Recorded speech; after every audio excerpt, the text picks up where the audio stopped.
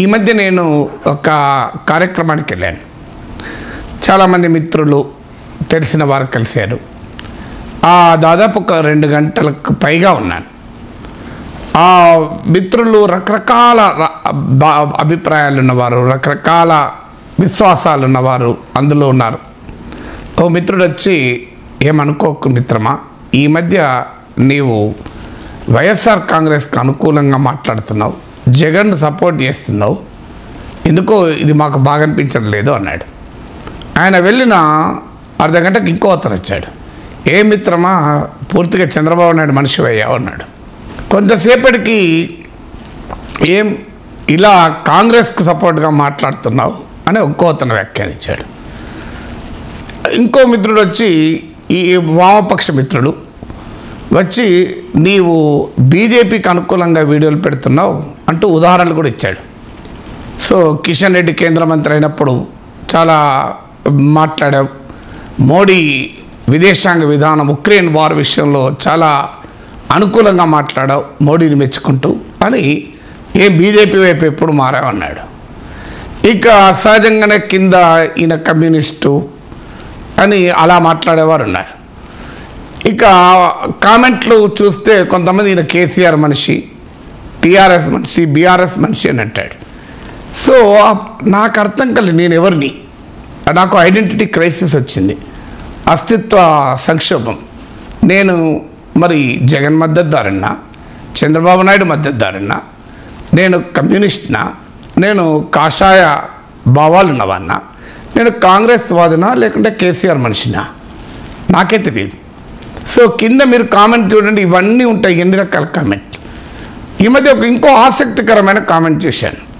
నువ్వు చాలా తెలివైనవాని సార్, నీ మార్కెటింగ్ టెక్నిక్ బాగుంది, నీవు వివిధ రాజకీయ పార్టీల వారికి అనుకూలంగా అప్పుడప్పుడు ఒక్కొక్కసారి ఒక్కొక్కరికి అనుకూలంగా మాట్లాడతావు, దీనివల్ల వారి అభిమానుల్లోకి ఇది వెళ్ళిపోతుంది, నీ ఛానల్ సక్సెస్కి ఇది కారణం అంటూ ఆయన ఓ పెద్ద పరిశోధన చేసినట్లు, చిదంబరం రహస్యం కనుగొన్నట్లు మాట్లాడాడు.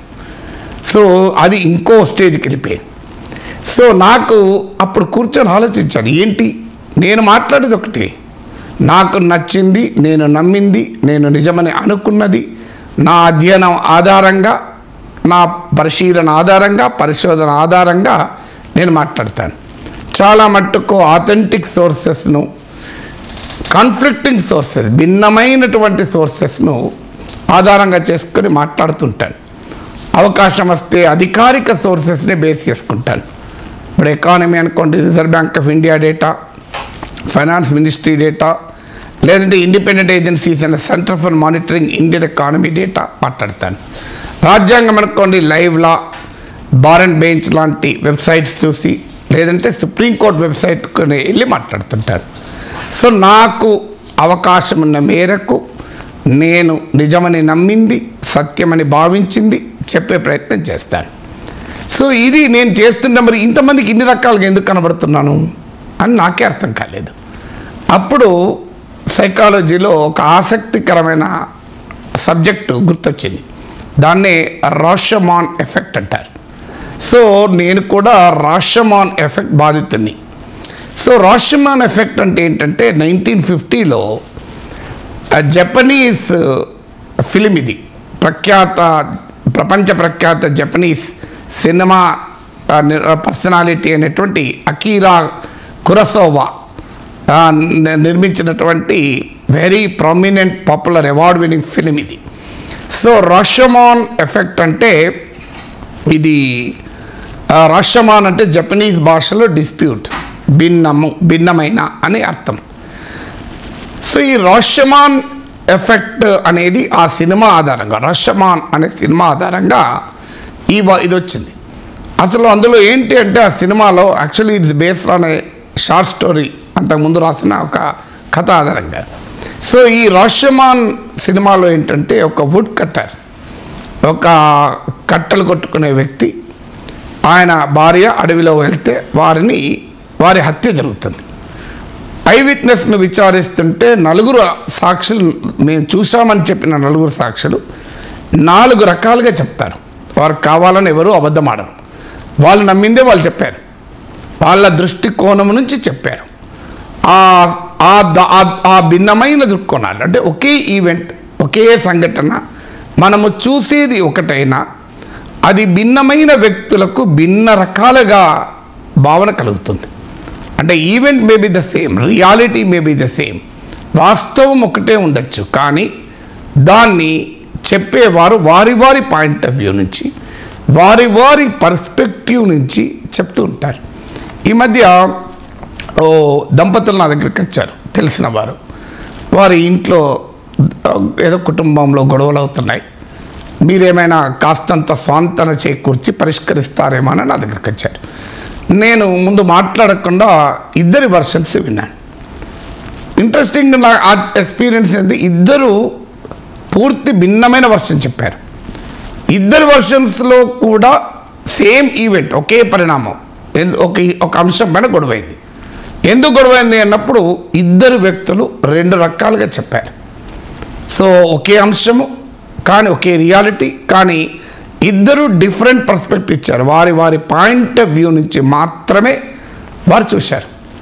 మనం చూసేది ఒకే దృశ్యాన్ని కావచ్చు, కానీ దాన్ని మన నేపథ్యంని బట్టి భిన్న రకాలుగా చూస్తారు.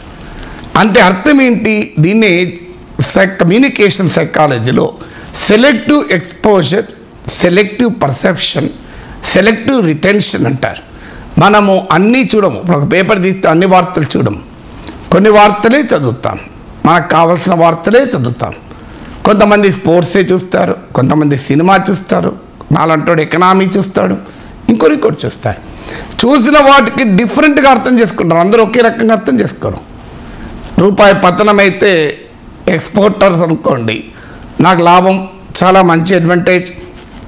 రూపీ పతనం కావడం చాలా అడ్వాంటేజ్ ఎకానమీకి, దేశానికి. Rupee should know it's real value. ఇది పడిపోవడం అనేది, ఈరోజు గ్లోబల్ రిసెషన్ వస్తుంది, ఎగుమతులు దెబ్బతింటున్నాయి, ఈ టైంలో రూపీ పతనం దేశానికి మంచిది అని అనుకుంటాడు. ఇంపోర్టర్స్ అన్యాయం అయిపోతుంది దేశం, ఎందుకంటే ఈ రూపాయి పతనం అయితే మనం ఎక్కువ డాలర్లు చెల్లించాలి అని ఇంపోర్టర్ అనుకుంటాడు. సో అంటే రూపీ పతనం అనే ఒకే డైమెన్షన్ను ఎక్స్పోర్టర్ ఒక రకంగా అర్థం చేసుకుంటే ఇంపోర్ట్ చేసేవాడు ఇంకో రకంగా అర్థం చేసుకుంటాడు. మరి రూపీ పతనం మంచిదా చెడ్డదా అంటే వారి వారి పర్స్పెక్టివ్స్ నుంచి ఆ మంచి చెడ్డలు ఉంటుంది. సో అందువల్ల మన నిత్య జీవితంలో కూడా ఇలాంటి అనేక సందర్భాలు ఉంటాయి. ఒకే అంశాన్ని భిన్నమైన వ్యక్తులు భిన్న దృక్పథాలతో, భిన్న దృక్కోణాలతో చెప్తారు. దీన్ని రషమాన్ ఎఫెక్ట్ అంటారు. సో తెలుగుదేశం అభిమాని నా వీడియో చూసినప్పుడు నేను ఒక్క విషయంలో, చిన్న విషయంలో జగన్ సమర్థించిన అతనికి రుచించదు. చంద్రబాబు నాయుడు ఇంద్రుడు చంద్రుడు అంటేనే నేను న్యూట్రల్గా ఉన్నట్టు. ఇక చంద్రబాబు నాయుడు, జగన్మోహన్ రెడ్డిని అభిమానించే వ్యక్తి నేను ఒక్క విషయంలో ప్రశ్నించిన భరించలేడు. ఎందుకంటే అతనికి జగన్మోహన్ రెడ్డి అద్భుతమైన వ్యక్తి అని అంటేనే ఆనందం. దానికి నా బాధ్యత కాదు కదా. అంటే వారి వారి దృక్కోణాల నుంచి చూసి ఆ దృక్కోణాల నుంచి నాపై అభిప్రాయాలు ఏర్పరచుకుంటారు. సో ఈ రకం, అందువల్ల వాటి గురించి పట్టించుకోకూడదు అనేది అనుకొని నా పని నేను చేయాలి. What I believe to be true I should tell. కానీ నిత్య జీవితంలో పట్టించుకోకుండా ఉండలేము.